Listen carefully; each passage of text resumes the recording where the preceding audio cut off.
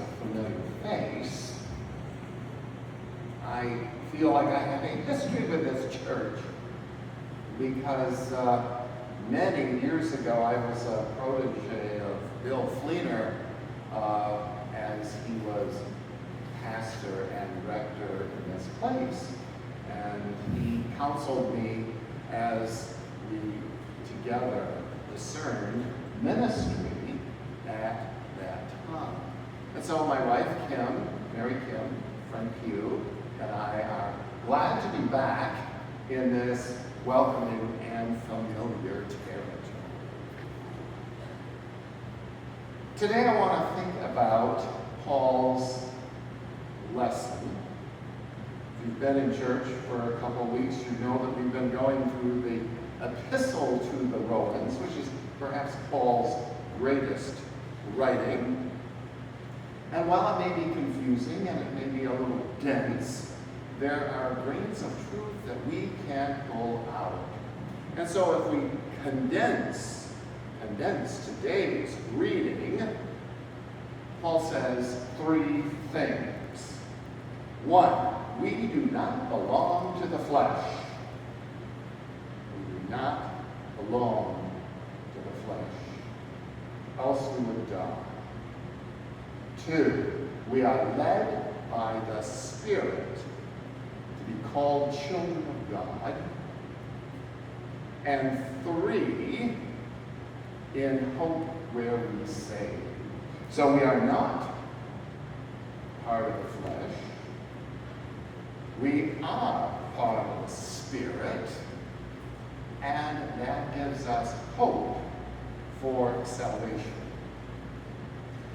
Flesh does not save. The Spirit saves and gives us hope.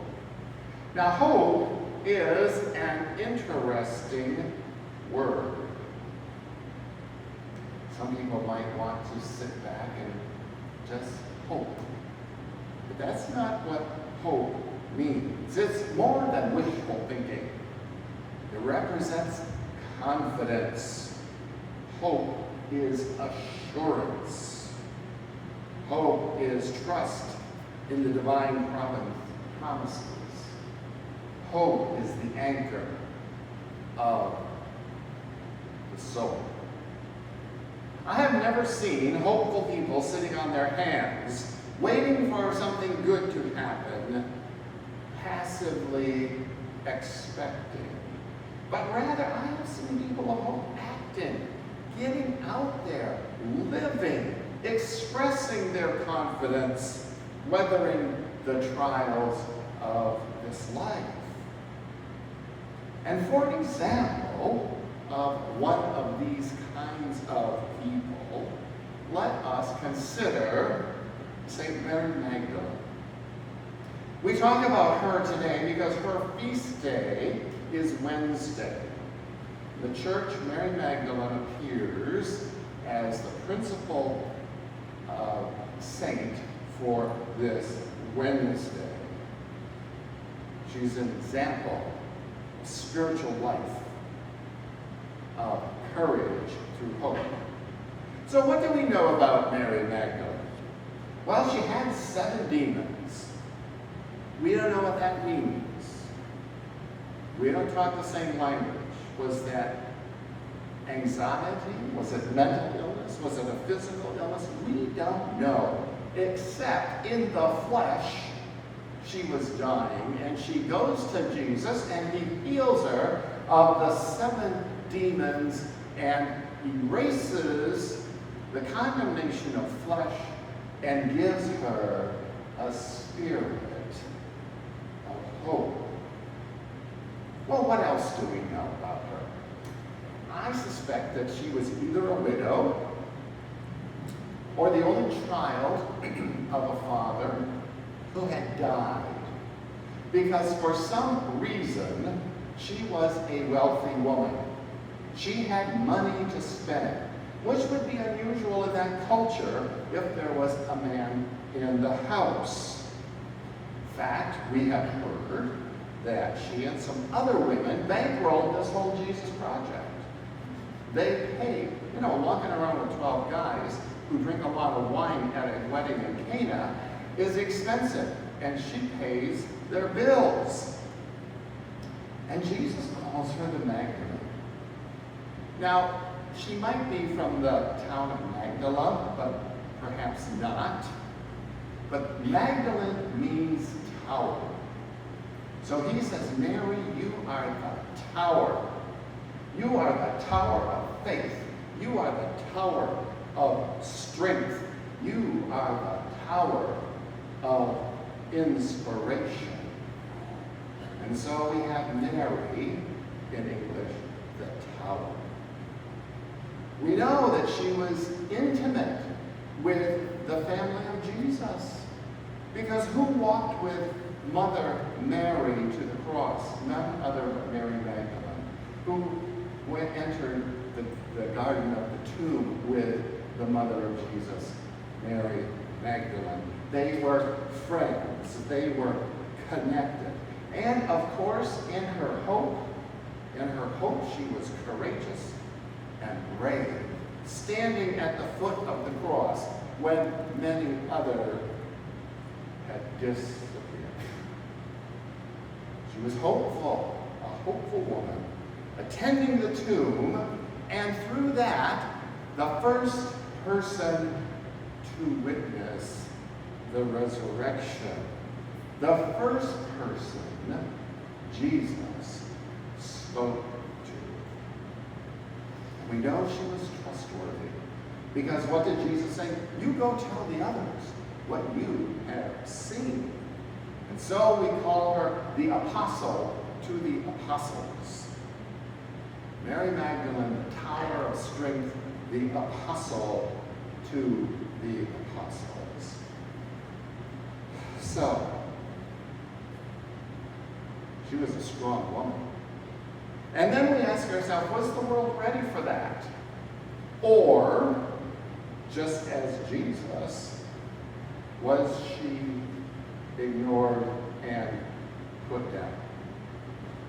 So now we're going to jump to another point. And this is where it really gets interesting. Dr. Elizabeth Schrader, a student at Duke University, was doing a study of John and had more than 200 documents at her disposal. And through modern technology, she could look at the papyrus and the parchment, and she found something interesting with the story of Lazarus. Now you remember the story of Lazarus. Lazarus had died. They called Jesus. He kind of took his time, probably for a reason. He gets there. He says he's sleeping. They say, no, he's stinking. And so, you're too late. And he says, I'm not too late. And he says, don't you believe in the resurrection? And Martha says, I know you are the Son of God. Key words. And you know how the rest turns out. Martha says, I know you are the Son of God.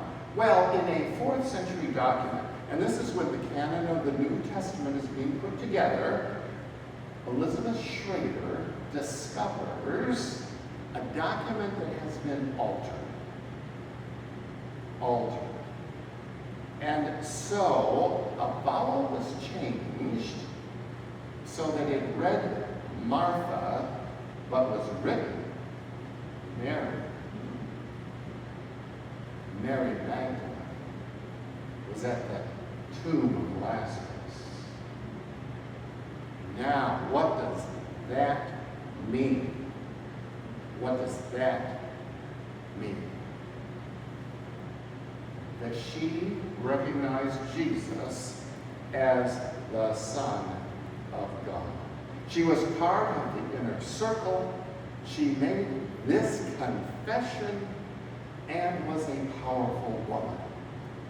So is this too much for the church?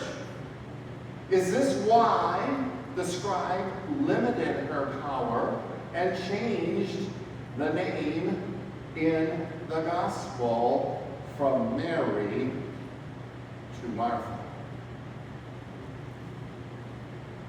You can read this if you go to Duke University.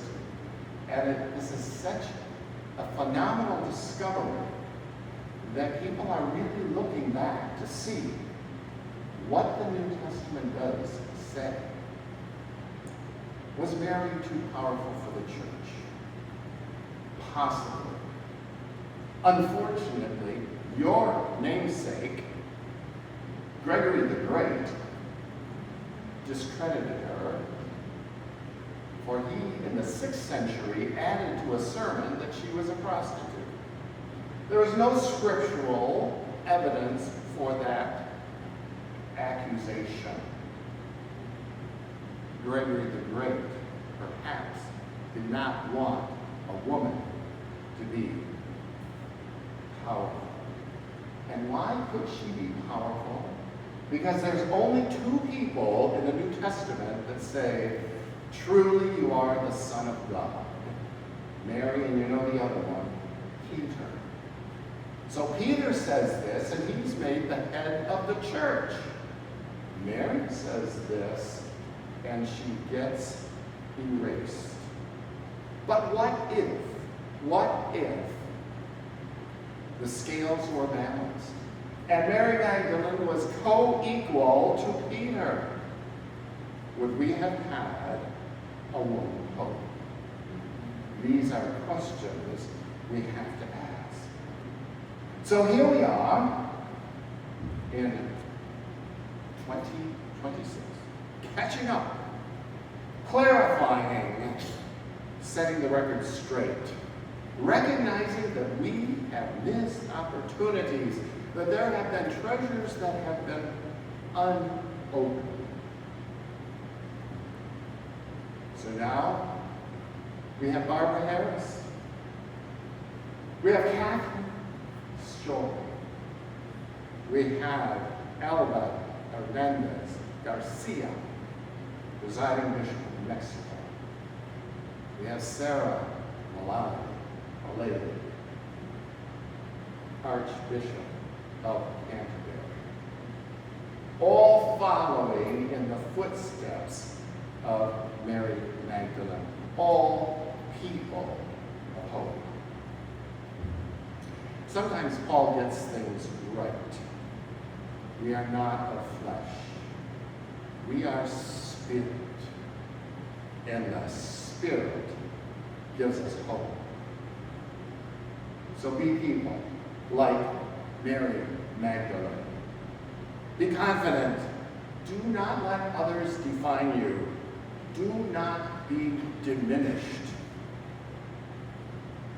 Live in assurance. God had overcome the world, and that God is on your side. You are children of God. And be anchored. Hang on through the rough times, through the slights, through ignoring, because Jesus has covered you with his wings. Build trust on what you have seen and live into the promise, which might be unclear at times, which may be dark, which may be diminished. But there is a day, dear Mary, when all will be made visible, will all be made whole, when all will be made well. Now, as a postscript, this is a personal directive. Live in the spirit of the Lord. But you are in a period as the body of St. Gregory's in a period of transition. And periods of transition always lead us a little bit shaky, a little bit insecure. But remember, even as your church, your parish, be confident. God has a plan for you. Have assurance. Everything will come out all right. And then just be anchored in the faith of what you know. Build on that trust. And you will be able to live into that promise. the name of God, the Father, the Son,